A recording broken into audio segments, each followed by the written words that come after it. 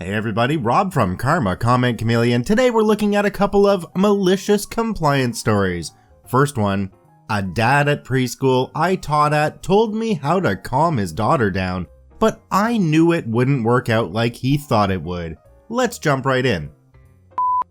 I took a few years off of college to figure out what I wanted to major in, and during that time I worked at a really great preschool. This was a Montessori school in a really high-end area, so the parents were all pretty wealthy.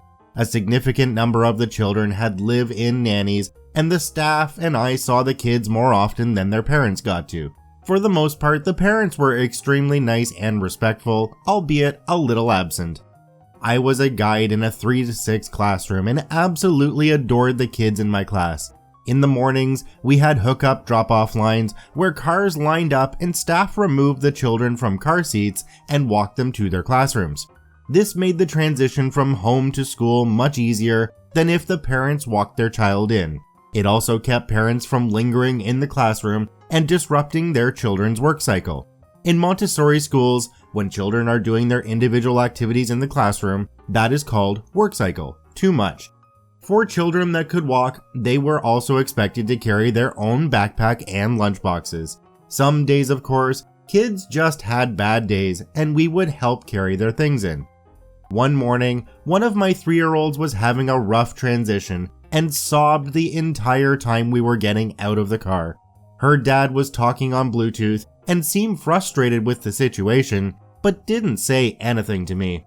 I got the child out of the car still sobbing, and I asked her if she wanted to carry her backpack, and that I could carry her lunchbox. She seemed to like this compromise and handed me her lunchbox while I helped her put her backpack on. She is still sniffling a little bit, but calming down overall. The dad, still talking on his Bluetooth, pulls up to drive away, but rolls his window down and gestures at me. Child and I stop, and I look at him curiously, thinking he was going to tell his daughter he loved her or goodbye. Instead, he snappily tells me, well, if you would just give her her lunchbox to carry, she would stop crying. And then he looked expectantly at the lunchbox. I didn't want to piss this dad off, but I knew damn well his little girl did not feel like carrying her lunchbox. I need to go into a little more detail here, because these were not small lunchboxes. They were big, bulky, and probably weighed about half as much as some of these small children. They had to be big enough to fit every bit of a child's lunch in individualized glass Tupperware containers. Every child carried the same lunchbox, and the lid could snap on and off, but it wasn't supposed to.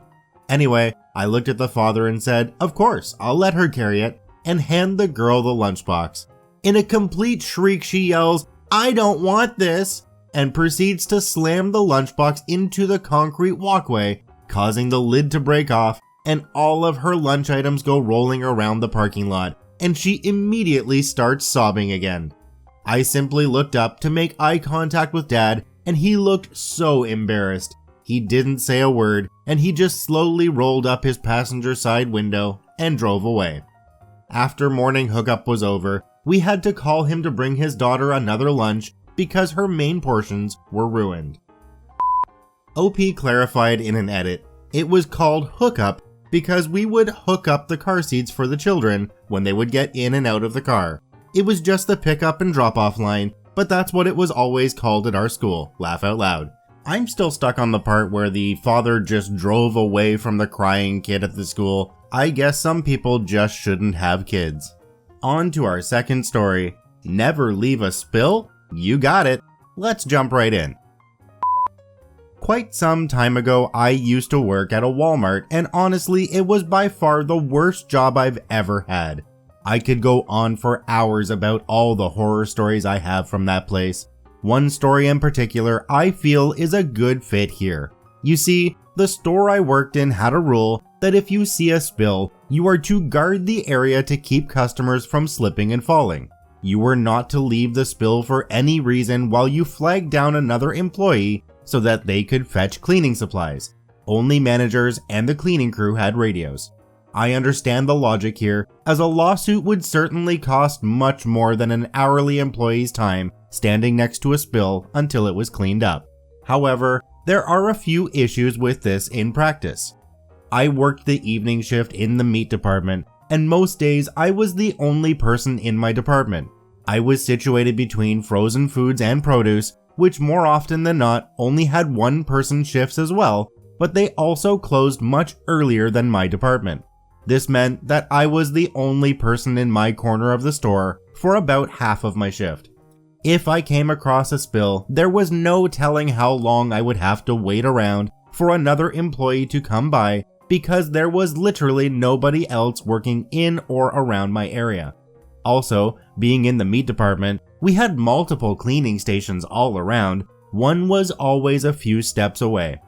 One day while working alone, I noticed a small spill, so I stood next to it per procedure for about 10 minutes. In this time, nobody, customer nor coworker, had even entered my view.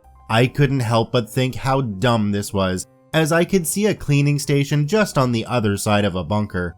I decided to throw in the flag and just go get the cleaning supplies and take care of it myself, because even if a customer did come around, I could still see the spill and easily call out to them to watch their step. Unsurprisingly, I was able to make the round trip without any incidents. As I was cleaning it, a manager came walking up and took notice of me. "What happened here?" "Just a spill, I've got it all sorted." "Did you just happen to have cleaning supplies on you?" "No, but they were just right there. I was able to fetch them without losing sight of the spill." "That's not how we do things. Someone could have gotten hurt." "No, as I could have called to anyone that came near it. I was never more than a few steps away." "Doesn't matter. You should have stood next to the spill and waited for someone else to come by." This went on for a few minutes, but the manager was not budging, so I conceded. That was not good enough for him, as he then proceeded to write me up for negligence and unsafe work practices. I was livid, but I was also a college student and needed the job, so I just kept quiet and returned to my shift. A week or two later, as I was once again the only person working in my corner of the store, I happened upon another spill. This time, I shrugged and decided to guard it as if my job depended on it.